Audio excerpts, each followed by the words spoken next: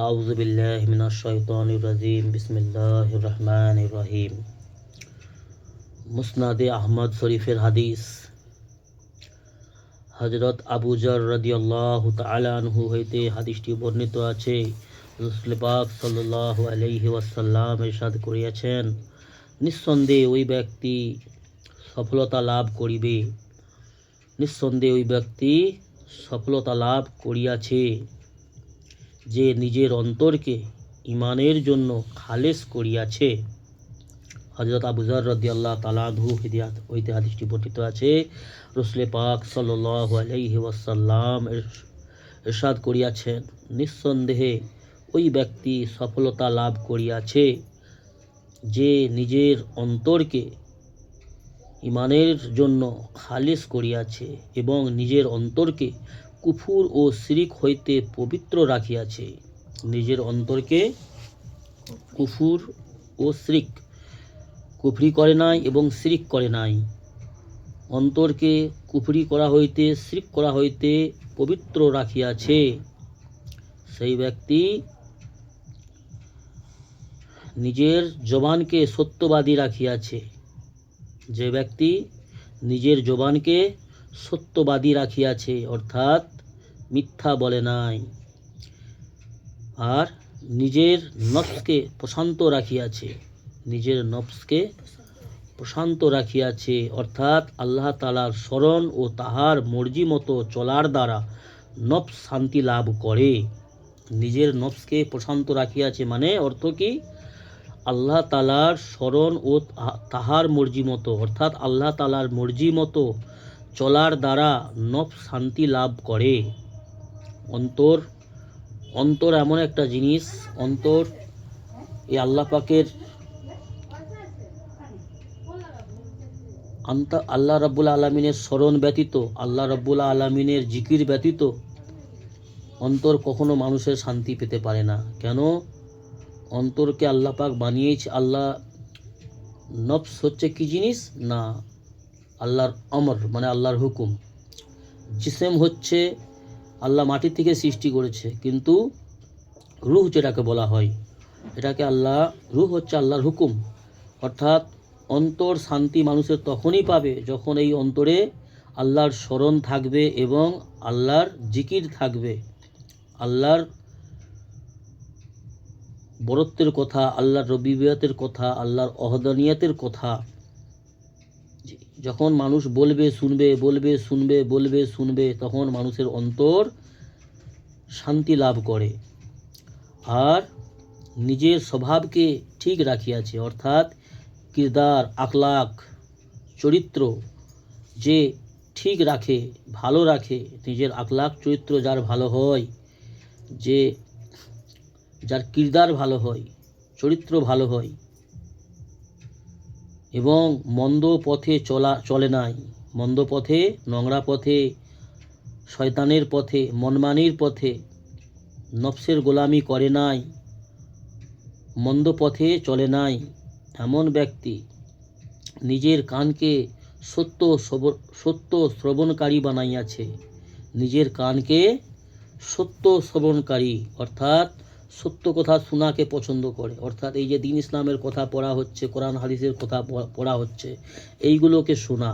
অর্থাৎ যে সমস্ত মানুষরা দ্বীন ইসলামের কথা বলে, আল্লাহ রসুলের কথা বলে, জান্নাত জাহান্নামের কথা বলে, যে এই সমস্ত জিনিসকে যারা শুনতে বেশি ভালোবাসে, তাদের কান সত্য শ্রবণকারী।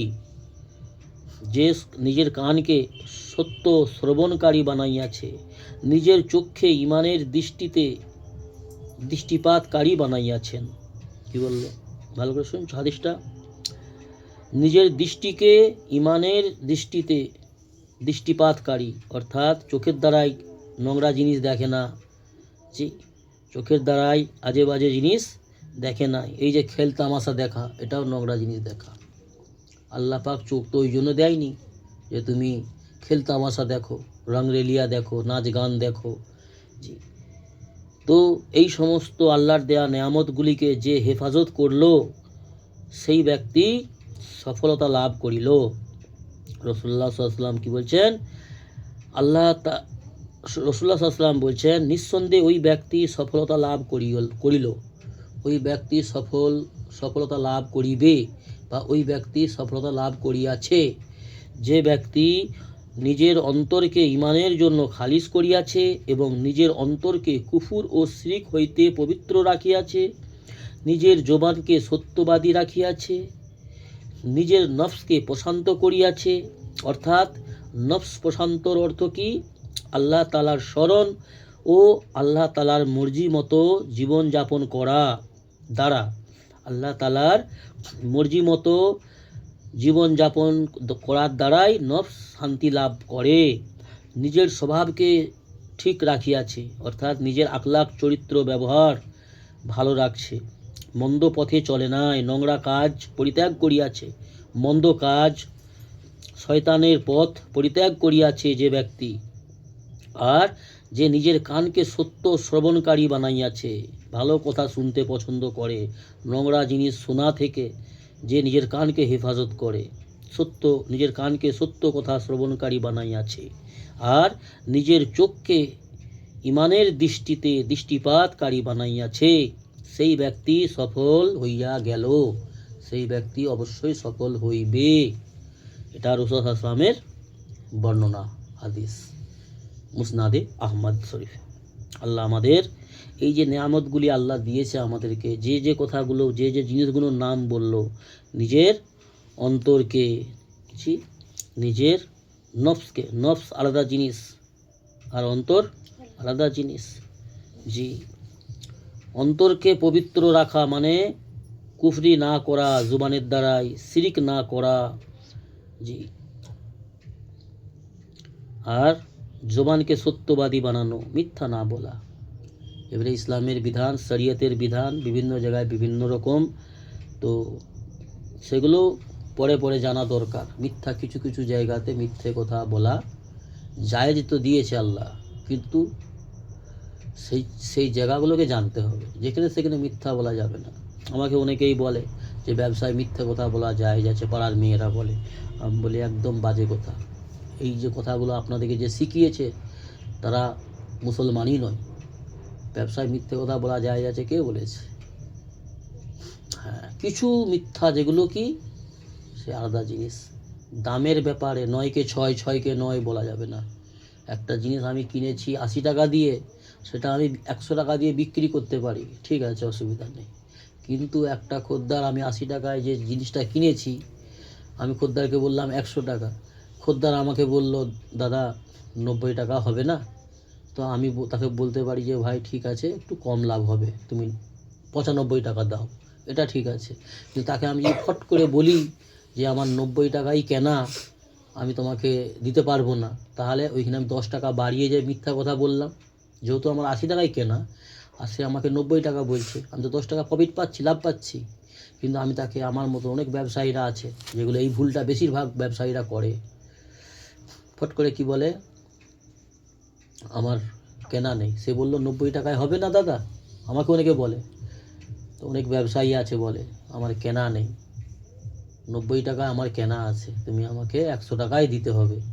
তো এই যে মিথ্যাটা হারাম, এই মিথ্যাগুলো হারাম। তো জায়েজ কীরকম আছে? তাকে আমি বলতে পারি ভাই আমার 80 টাকায় কেনা আছে, তো আমি 10 টাকা লাভে দেবো না, ঠিক আছে। বা অনেক ক্ষেত্রে আমি মিথ্যা বলা কীরকম জায়েজ আছে, ধরে নাও আমার কাছে দুটো মাল আছে, যেটা আমার কালকে কাজে লাগবে, ব্যবসার জন্য কালকে ঘরে মাল আমার নেই, মালটা যেহেতু আমার কাছে রুপিসই আছে, ওই মালটা যদি থাকে আমি কালকে ব্যবসায় বেরোতে পারবো। তো বললো, আমাকে কেউ জিজ্ঞাসা করছে দাদা তোমার কাছে এই জিনিসটা নেই, আমার লাগবে। আমি তাকে হয়তো বললাম আমার কাছে 2 পিস কিন্তু আছে, সেটা লুকানো আছে। কিন্তু কেন লুকানো আছে? যেহেতু আমি জিনিসটা আমার কালকে কাজে লাগবে, কালকে আমি ব্যবসায় নিয়ে যাব, কেন বাড়িতে আমার ওই মালটা আর নেই। তো সে বলছে ওই জিনিসটা আমার দরকার, দাদা হবে? আমি বললাম নেই, তাহলে এটা একটা মিথ্যা কথা, কিন্তু আমার কাছে আছে। এই মিথ্যা, এরকম ধরনের কিছু মিথ্যা যেগুলো ব্যবসাতে জায়েজ আছে, কিন্তু দামের ব্যাপারে মিথ্যা কথা বলা যাবে না, ঠিক আছে। তো এইগুলো জানকারি ভালোভাবে নেওয়া দরকার আছে। জি, কিছু কিছু জায়গাতে মিথ্যা বলা জায়েজ আছে, কিছু কিছু জায়গাতে যেমন একটা কোনো ক্ষেত্রে হয়তো আমি সাক্ষী রয়েছি একটা কথা নিয়ে, হয়তো কোনো দু ভাইয়ে বা দুই জায়ে বা বাপ বেটায় কোনো একটা ঝগড়া হচ্ছে, যেখানে সত্যটা বললে হয়তো ঝগড়াটা আরও বেড়ে যাবে বা ঝগড়াটা আরও সমস্যাটা আরও বাড়াবাড়ি হয়ে যাবে। সত্য বললে ভাই ভাইয়ের মধ্যে একটা ফেতনা বেড়ে যাবে। তো সেই ক্ষেত্রে মিথ্যা কথা বলে যদি তাদেরকে শান্ত করা যায়, মিথ্যে বলে যদি শান্ত করা যায়, যদি ঝগড়াটা থামানো যায় ঝগড়াটা, তাহলে ওখানে মিথ্যে কথা বলা আল্লাহ জায়েজ দিয়েছে। তো এগুলো জানকারির ব্যাপার আছে, জানকারি নিতে হবে আর সেই হিসাবে আমল করতে হবে। আল্লাহ আমাদের দিন হিসাবে সহি বুঝ দান করুন। আল্লাহুম্মা আমিন।